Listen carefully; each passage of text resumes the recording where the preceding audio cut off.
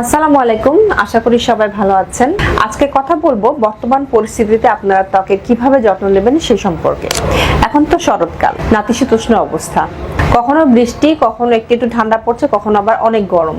তো এই সময়টা আপনারা ত্বকের কিভাবে যত্ন নেবেন সেই বিষয়ে দু একটা আমি টিপস দিব। এখন আমাদের ত্বকের আর্দ্রতা কিন্তু ধীরে ধীরে কমতে থাকছে এবং যার ফলে স্কিনটা দেখা যাচ্ছে অনেক সময় ড্রাই হয়ে যাচ্ছে, অনেক সময় আবার ঘেমে আমরা একাকার হয়ে যাচ্ছি। তো এই সময়টা আমরা ত্বকের কিভাবে যত্ন নিব অনেকেই আমরা বুঝতে পারছি না, যার ফলে আমরা ত্বকের উল্টাপাল্টা কিছু পদ্ধতি গ্রহণ করার ফলে স্কিনটা আমাদের অনেকটাই ক্ষতিগ্রস্ত হচ্ছে। এই সময় আমরা বলবো যে আপনারা যাদের স্কিনটা ড্রাই তারা এখন ময়শ্চারাইজার বেস যে কোনো ধরনের ত্বকের ট্রিটমেন্ট নেবেন, সেটা ফেস ওয়াশ হোক বা ক্রিম হোক, যেটাই নেন না, বা সানস্ক্রিন হোক, যেটাই নেন না কেন, ময়শ্চার বেস বা অয়েল বেস একটা আপনারা ক্রিম বা ফেস ওয়াশ সেগুলো ব্যবহার করবেন। আর যাদের অয়েলি স্কিন তারা ওয়াটার বেস যে কোনো ধরনের প্রোডাক্ট ইউজ করবেন।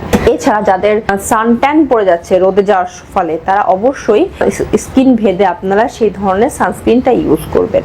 এছাড়া যারা সেরাম ব্যবহার করে থাকেন, আমি বলবো যে এই সময়টা আপনারা সেরাম দিনের বেলা ব্যবহার না করে রাতের বেলা ব্যবহার করবেন। কারণ দিনের বেলা যদি সেরামটা ব্যবহার করেন তাহলে দেখা যাচ্ছে যে রোদের বা বৃষ্টির আর্দ্রতার জন্য অনেক সময় সেরামটা কিন্তু নষ্ট হয়ে যেতে পারে। তাই রাতে মুখ ধুয়ে শোয়ার আগে সেরামটা মুখে অ্যাপ্লাই করবেন, তাহলে কিন্তু অ্যাবজর্পশনটা ভালো হবে।